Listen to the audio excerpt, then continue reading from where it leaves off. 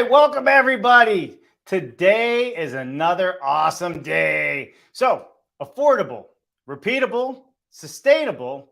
Can this building system really do it all? On Dave Cooper Live, we are bringing you the people, the products, and the process, helping us all to build it better. And today we are talking about BOSS. So please welcome Chris Hill, president of BCollective Homes, to Dave Cooper Live as we introduce BOSS.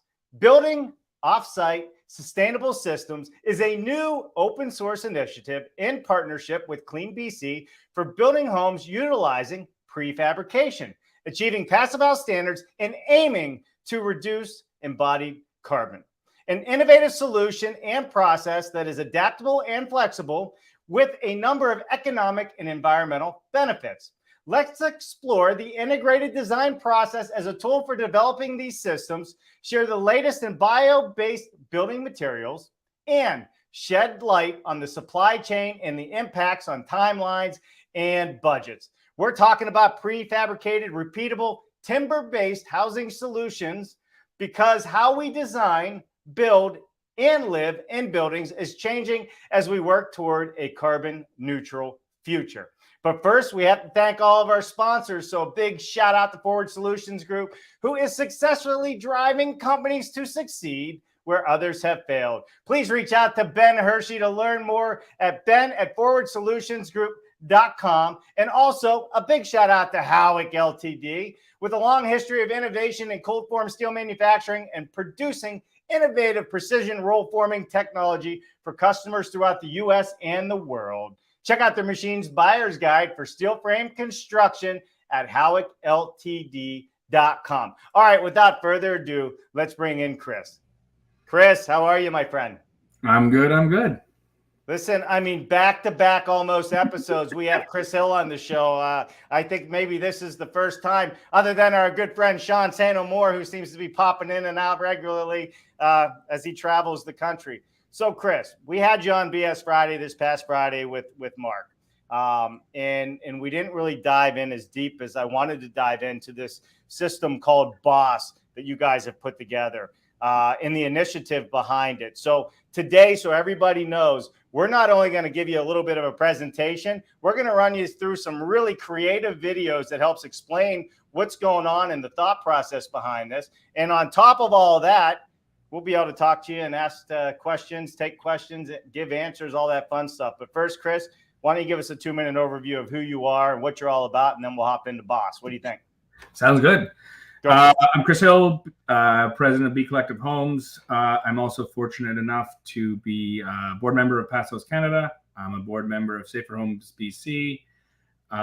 Father, wife, 3 kids. I'm on the backside of a treadmill that's going very fast, it feels like these days, but having fun and passionate about sustainability, impact, and how we can change this construction industry. Well, and that's what it's all about. How are we going to change this construction industry? So today we're going to talk about BOSS. Why don't you give us a little background on where BOSS came about, why you guys have decided to call it BOSS? You know, we talked a little bit about that, but just how was it born and why was it born? Everything comes from a passion. And then let's get into the presentation after that. It really came about from, the catalyst was pre a grant application. How do we build? It came from frustration. Building passive houses, building them always different, figuring out that every house, every project, every building that we were doing is a new puzzle. And it was getting very, very expensive. It's very, very difficult. The air factors are very high. So what we wanted to do is start to standardize, vertically integrate our company, and explore how we can push a standardization level within the buildings that we create. So what is that, the most common detail, those sort of things.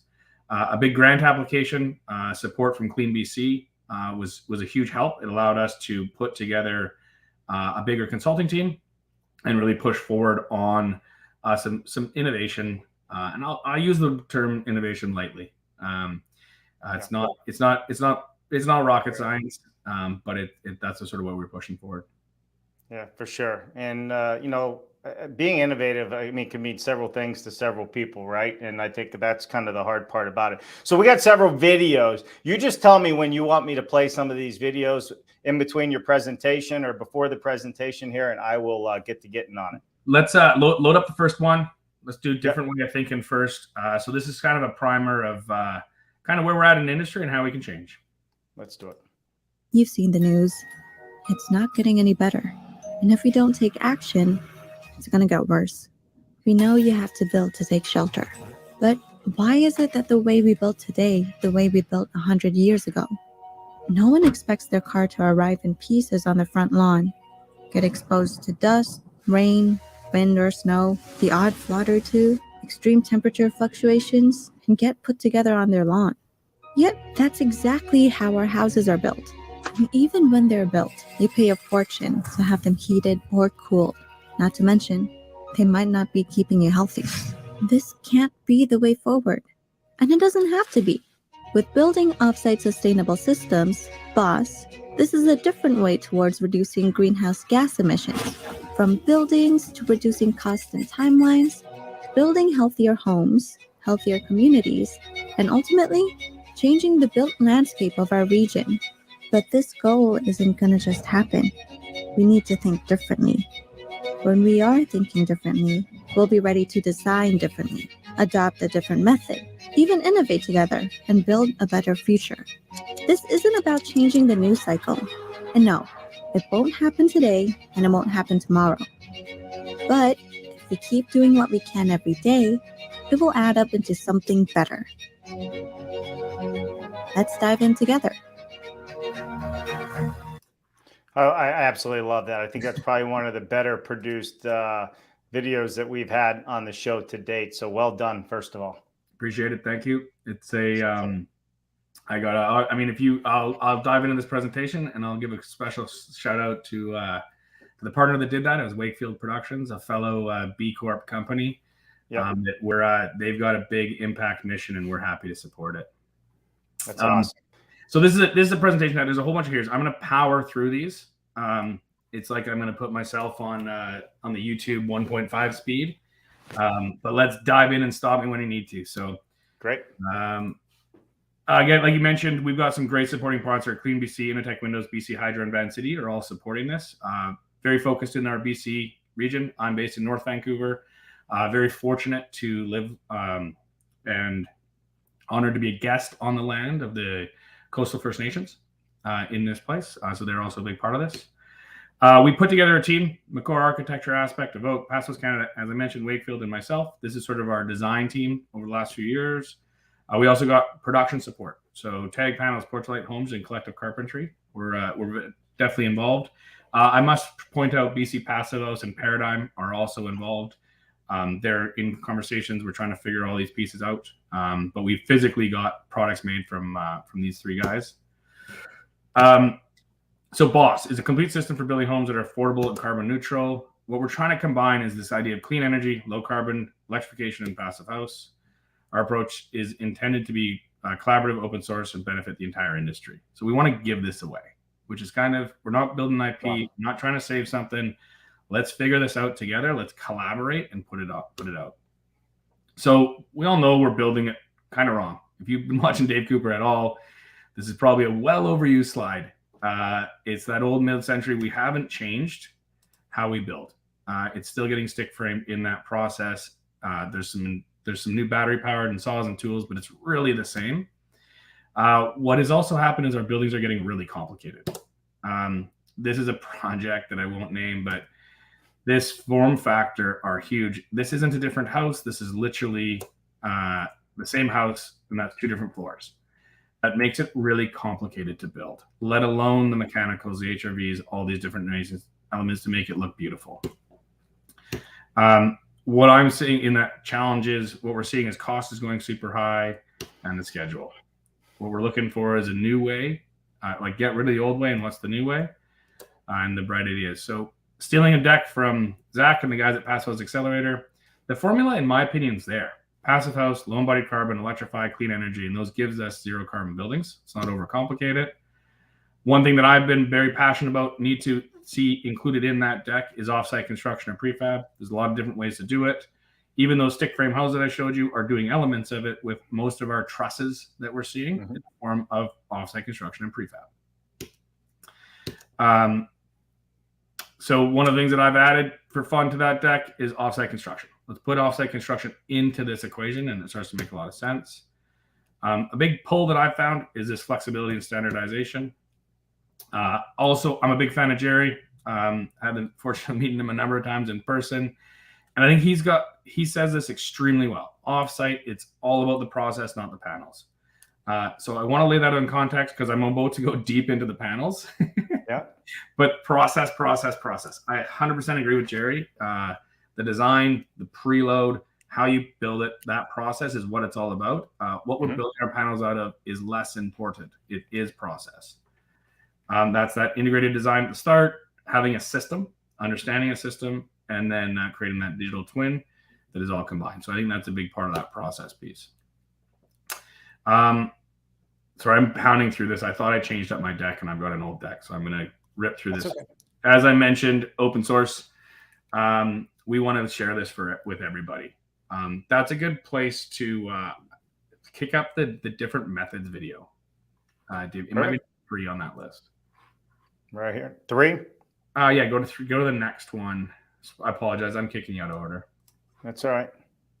Hello, Barracudas. Today, I'm here to propose a new way to build homes. Unique one-off projects are expensive, time-consuming, and disrupt neighborhoods. We need a new way. It's a new system called Building Offsite Sustainable Systems, BOSS. It's a system where structural components are panelized, where walls, floor, and roof are built as panels offsite. This will help residences be built faster, more economically, and be sustainable. This looks good on paper, but what does this mean? It means that modular components will be built in controlled environments, resulting in a better product. How can everything work together so well? Plans are just that, they're plans. Offsite construction is about the process. Step 1 is creating a detailed digital drawing that eliminates many of the on-site errors and conflicts. Isn't what you're proposing going to make craftspeople obsolete? Our industry is already predicting a major shortfall of tradespeople in the future. Better jobs in controlled environments that aren't as physical or dangerous will help fill that void. You need experts on site to build stuff on site. And they will be, to put it all together. You still need tradespeople at the offsite locations to build. Think of the headache that happens whenever you schedule different trades. BOSS circumvents that with a highly controlled and systemized process of building components offsite, and with a high degree of precision coming from a virtual pre-construction process. Putting it all together is like putting pieces of the puzzle together, instead of trying to put pieces of clay together. Okay, so how is this going to make our lives better? We're talking up to 15% reductions in cost and timelines. And we're saving 40% of construction and operational emissions of CO2, which will meet the higher step code requirements and beyond. All right, so how much is this going to cost us to join? Nothing, really. No. Really? Nothing? This is open source. Open source? Really? You're going to give this away? When we share and collaborate, we make better stuff. All we're asking is for your help in adopting the new system. Barracudas, thank you for your time.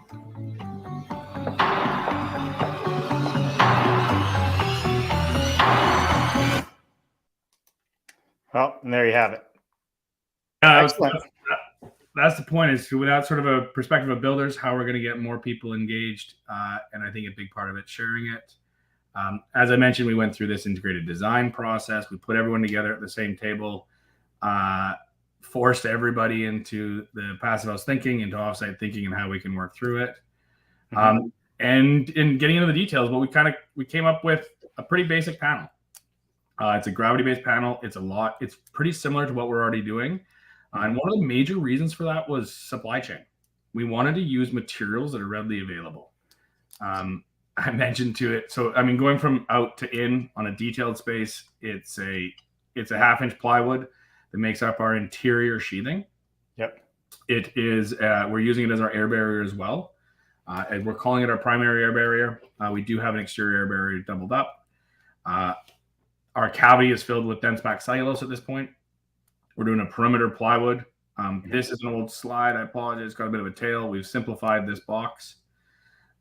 We're doing a split stud setup in our framing. So the inside stud becomes our primary structure. It follows the BC code light framing guide. And then we're strapping out a double stud system. We originally spec'd it with 2x3, but 2x3 is more expensive than 2x4 once you get into the supply chain. And it keeps our SKU numbers the same. We've got a wood fiber and a vapor over membrane rain screen. That combined up is starting to create up our panel. You said it's a gravity system. Can you explain what that means for everybody? We're not hanging it. It's basically the support. It's based on a foundation system. So our primary foundation, it sits on there and it just structurally loads up. Similar to light frame construction in that. The difference would be is some of the larger buildings into mass timber, you're getting into facade systems that are hung off the structure. Got it. Primary difference there. Perfect. What I was going to show is I think if there was an innovation and it's a battle, is this little component, creating a split stud component to supply into this. Right now, a lot of these panels are being built with 2x10, 2x8. And if this was to become a massive or significantly adopted system, that's a very difficult piece of lumber to pull out of our industry. It's a much larger tree. It's also not nearly as stable. I think that this little piece of wood resembles a good friend of ours product in T-Stud. And I think a T-Stud place, not to throw out more products, but I think that is a good place that could be used. Ultimately, it comes down to the R value. I'm going to push Mark a little bit, and I want him to make a T-Stud that's a little wider for our R value in that space. So one of the things that we've created with this little plywood gusset is the flexibility to change the wall thickness very easily and change our R value for different regions. Super, super simple in that place. Great. Where are we at? 1023, see where Sean's at. But we got into, so one of the things in this process is we started to do a couple of, Sean Sademore, who comes on the show a lot, we mentioned him earlier, a good friend of mine. His old man needed a little bit of space for his artwork. So we started to create an art shack for him, prototype. We started in SketchUp. I did a very simple design for some space. This is essentially an ADU, small building. It's an unpermitted 100 square foot building. What we ended up doing, which was quite interesting, is did a whole bunch of conceptual panels. So I would never suggest making this small building out of 17 panels in the real world, but we broke it up into 17 panels to try different things. Try tails, try different blocking, what works in production, what works in design, what works in install. So there's a lot of different types of corners. There's all sorts of things.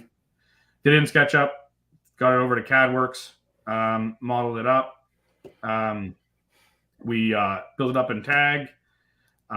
We pre-installed Windows, which is pretty unique in this place. Had the whole team up there reviewing what we're going to do that. And then we had a nice day of installing. So we got all 17 panels in one day on our base, which is decent. It's a small little guy. The other comical thing on this project is every single person there is a project manager. They're much better at typing than carpentry. I don't think we had a single carpenter there. I do have lots of carpenters in my company, but they're all on sites. Right. It was kind of comical in that way. Could have been a lot more efficient. One of the things I am proud of is this idea of putting windows in. We still flat pack this. What we did is we took the glazing out. It's a really simple thing to do. Through COVID, we had a big glazing shortage. And so being able to take the glazing out and then reglazing a window on site, we can start to get in a factory environment, all our tapes, membranes, and sealing in. So that pushes that along. And depending on the size of the building can really push a timeline and schedule. What we're trying to do is do as much in the factory as possible. Makes sense. What about MEPs? You mean I'm lost. Like electrical, plumbing, anything like that? Yeah. So this project didn't have it. What we're doing is what we're now doing on the current walls after this prototype is, I'll just bounce ahead. Oh, I didn't have it. Sorry. This little prototype, you can kind of see it right there. The next prototype we did, we put a 1.75 inch mechanical cavity on the inside as part of our panel. It's enough space. 1.75 inches is a 2x4 ripped in half, which was a nice little piece of information. And it is large enough for a mechanical box that would still be able to take a junction. You can go smaller into 1 inch, but you're not going to be able to take a junction or a moret on the back side of your electrical. We're also now designing all of our buildings that we don't put much mechanical in the exterior walls. Plumbing can all come up from the floor below where you've got space and access. So it's really just controls and wiring that we're seeing, light switches, and then the power code around the outside perimeter. You got it. And you just run that down straight down the wall to the floor is what my guess would be. You got it. Yeah. You got it. So concept here is like, how do we get bigger? So in this BOSS program, and what is part of the documents is we did do a sample duplex for Vancouver, and it's got a full layout and plan. It's got a mechanical strategy. It's got an LCA figured out. It's got structural drawings. It's a conceptual drawing. It needs work to be able to be built, but what it allowed us to do is apply this system in a real world scenario. We also really wanted to focus on Indigenous and marginalized communities. How can we make this affordable? How can we apply this? And that was a big thinking, is we don't need to be the producer. We have multiple producers. We have communities that are getting destroyed by fires, by floods, all these things. Can they rapidly deploy a factory and start to build these for themselves? Local employment, all those sort of good things.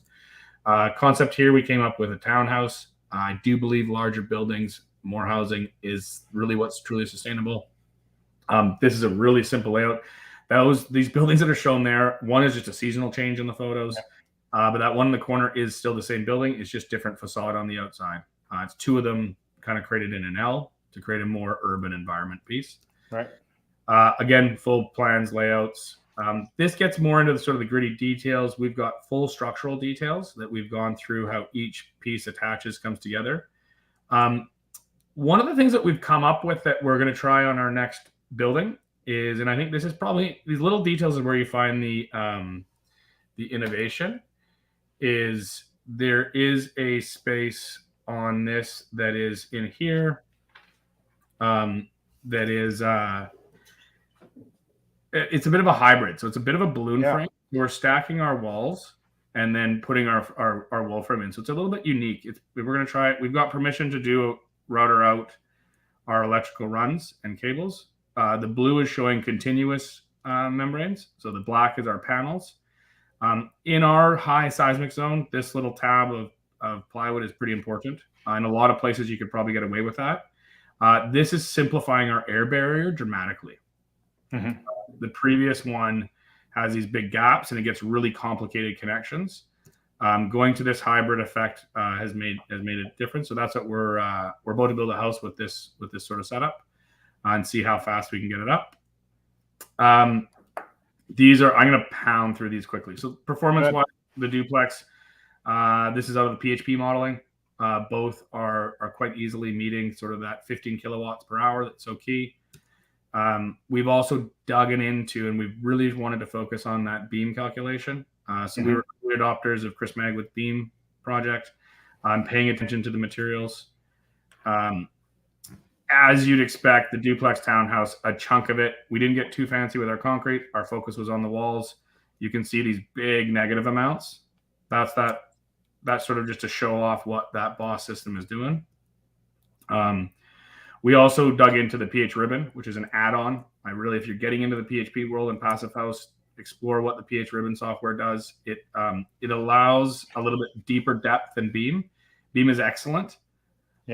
But if you've got the knowledge and you've got the assemblies built into Passive House, it's great. This starts to explore a couple of the BOSS system. If we were going to go with a rock wool or a glass fiber, please, or spray foam, how these embodied carbons change on materials.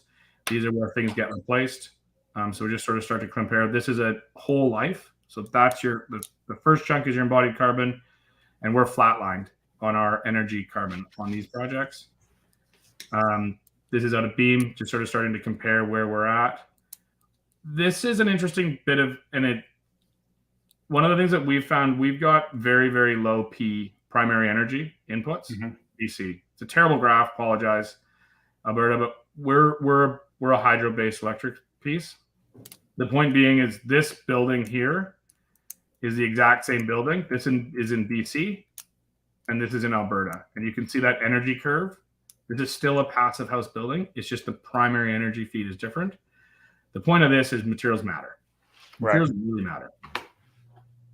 The other thing that we're seeing, and I think this is what we're sort of getting at, is our walls and our insulating walls are going from 8.5 thick to 13-inch thick. So it's 60% more in insulation.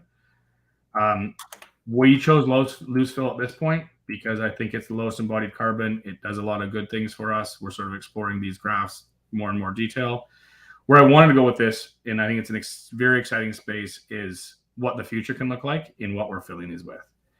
We're choosing to use something that I can buy tomorrow because we're building these right away. But I think there's huge opportunity in mycelium, in straw bale with Eco Cocoon. Hempcrete is doing some great things now. They've got their factory up and rolling. For us in Canada, we need some certification before we see it. And of course, our wood fiber board. And what is the mushroom-based insulation? It's mycelium, so it's mushroom roots. Biome is a UK-based company that's just sort of get going. Yep. Mushroom-based insulation right now is it's comical but not. It's probably the issues of moisture retention. It holds a lot of moisture, and it's scaling it.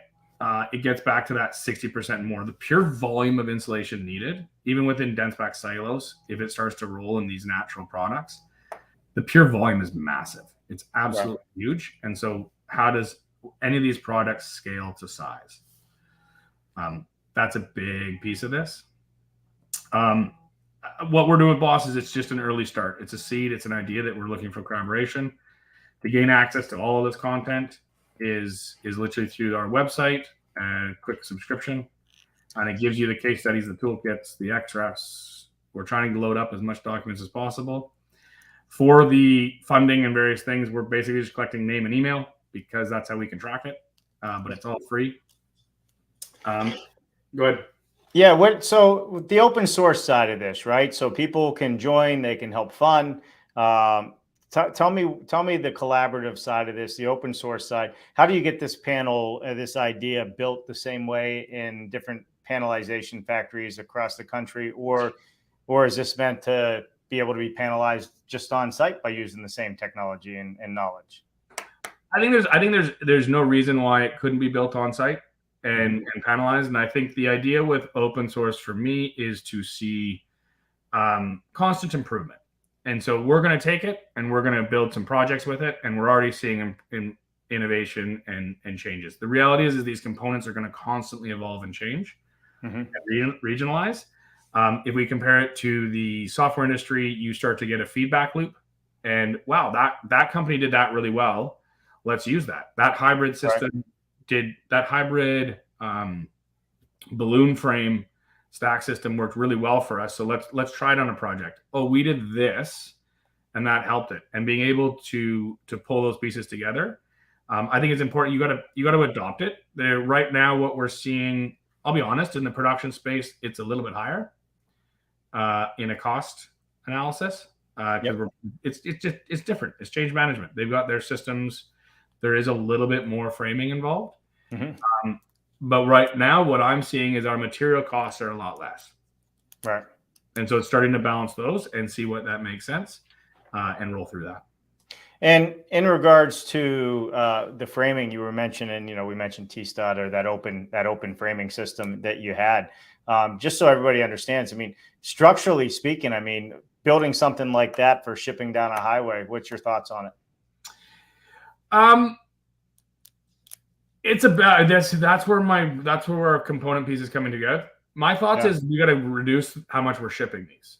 So I think more factories, and to point to this slide, is literally to have more factories in more regions and have them not have a huge capital cost. So we're not doing too much mileage is really important. I think there is an element of being able to see that come through. Is let's be careful that we're shipping it too far. Our flat pack panels outside of the dense pack, so like flowing around, we've double-edged sword. Our region, climate zone 4, our walls are beefy for the seismic reasons. We also got pretty decent wind loads. And so our walls, I'm not too worried about the travel of our walls. Right now, we're choosing to flat pack. I think it changes a little bit if you're going to start to put more and more into it and potentially vertically ship walls. Right. Starts to change that dynamic and what structure is required of it. Yeah, no, for sure. For sure. Well, super cool. Well, listen, we actually have a project that you guys did, right? With Sean? That's correct.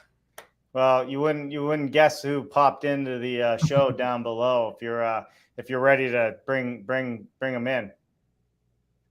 Yeah. Ready? Let's see what Sean's got up to. Yeah. Oh, what are you looking at, Sean? We'll do one of these. Hello, everybody. But really, you want to be looking at this. So Chris called it the Art Shack. Technically, we called it the Fart Shack because we spell it with a PH because it's definitely designed to passive house. But Chris, why don't I let you showcase certain things, and I'll just be your cameraman on the site here. Sounds good. So I think one of the things on this small little building is we realized it got some height really quickly. I did have 17 panels, as I mentioned in that slide. You can kind of see it. They're working through the air barrier now on the pieces and connecting the roof. Our primary air barrier is through the middle. I think one of the interesting things on this project you can see on this side now is we've got tails.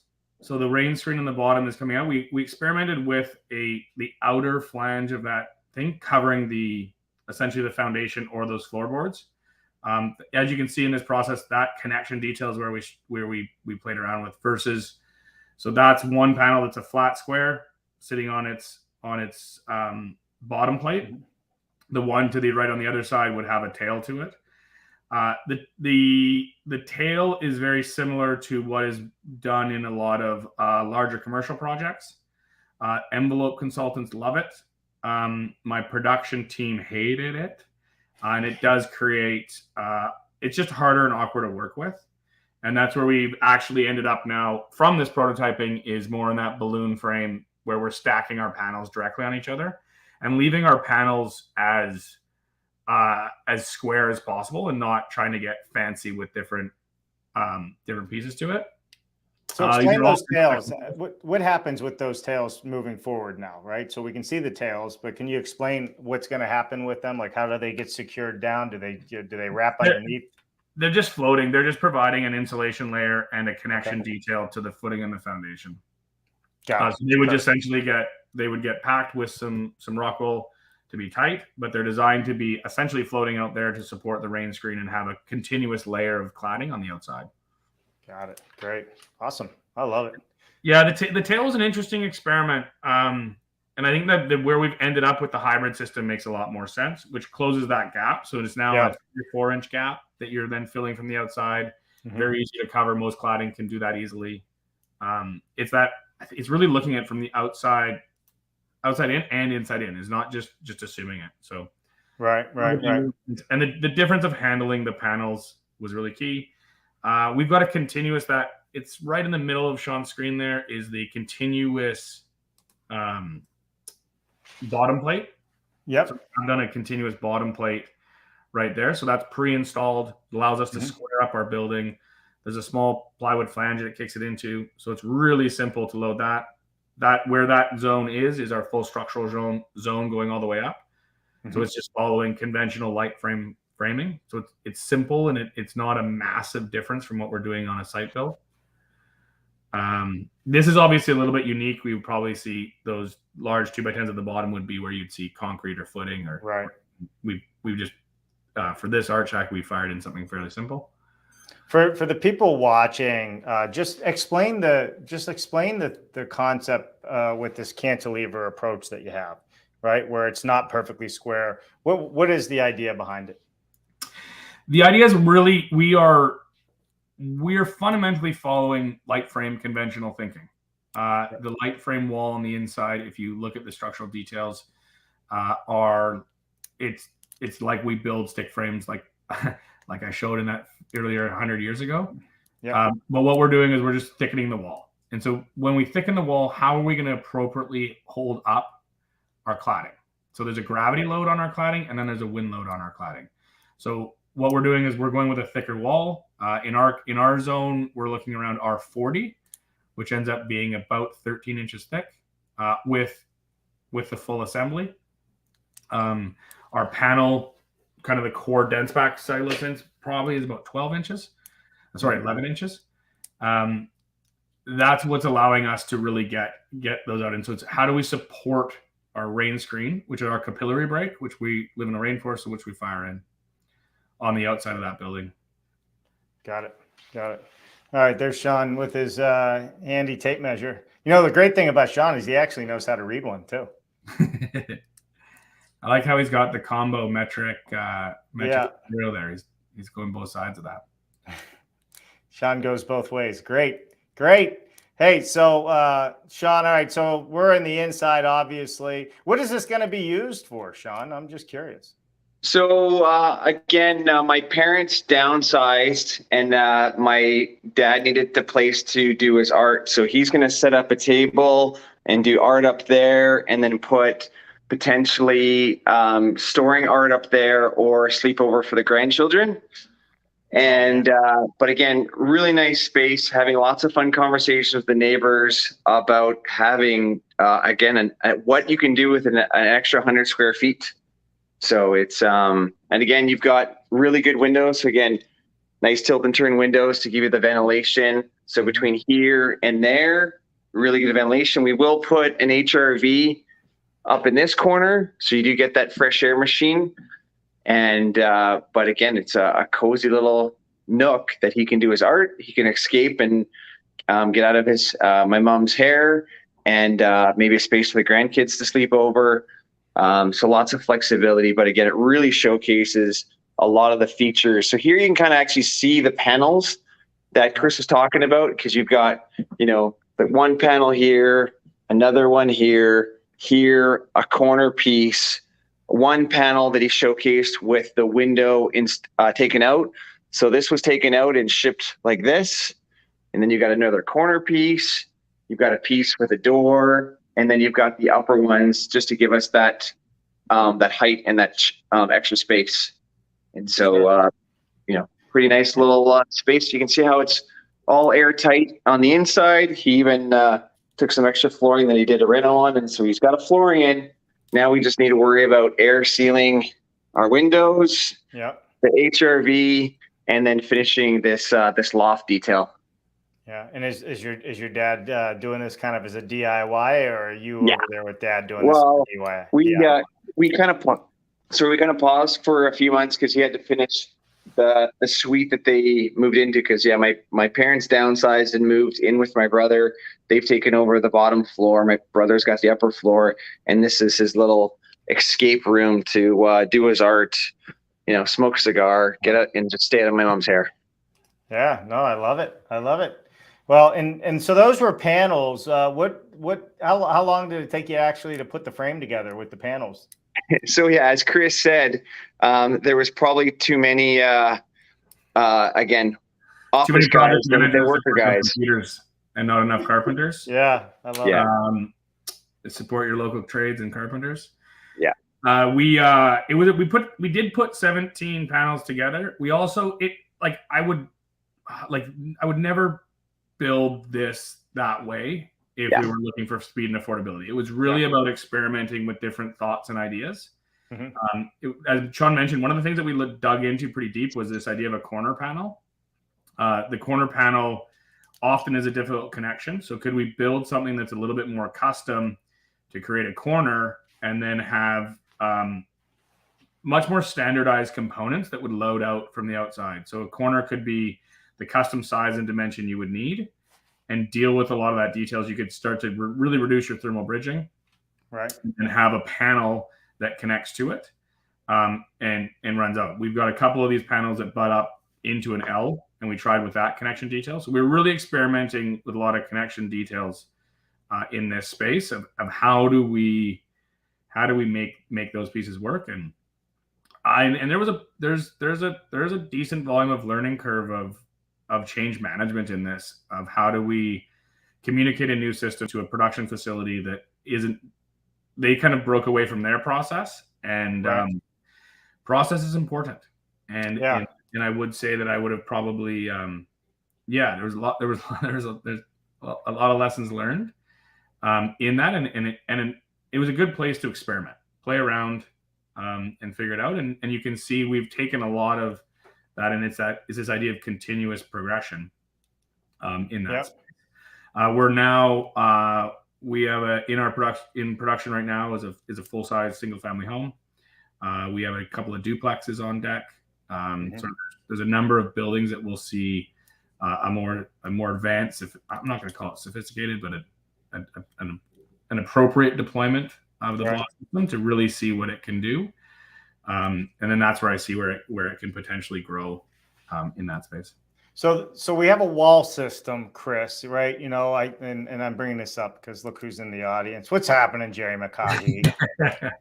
Jerry's been a great mentor and friend over the years. So it's always fun when he joins. But why I'm going to bring this next thing up, Jerry preaches, as you said, process, but he also preaches what is a system, right? Mm-hmm. Is it a system approach?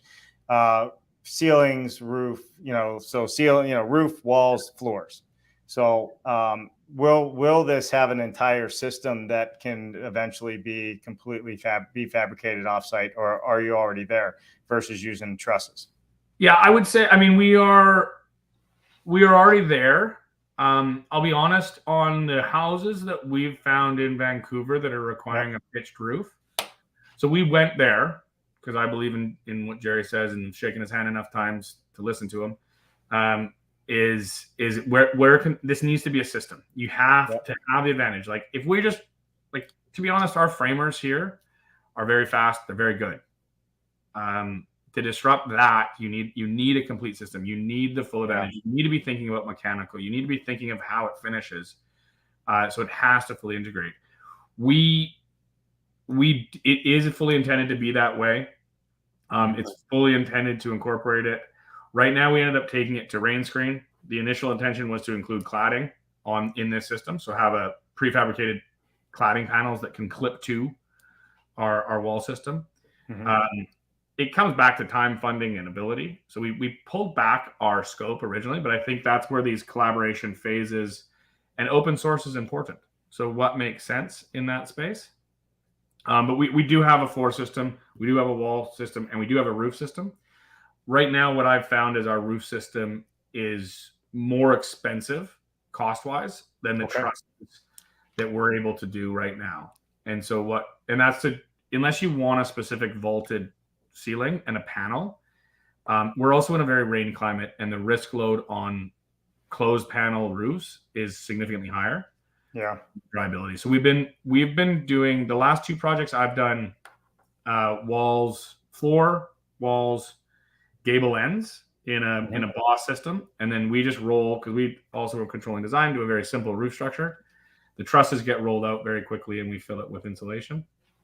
I think there's a big opportunity to get that faster. We played around with a roof system, but to get the continuity and the warranties and the layering of what a roof is for the waterproofing, you still got to do a lot of work on site.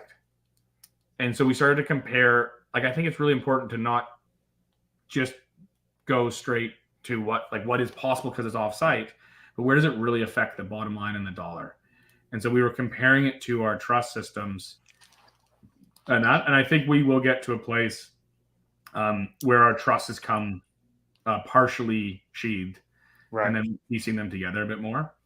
This is that combination. The other part I found with trusses it's important that we don't build all buildings the same in cookie cutter.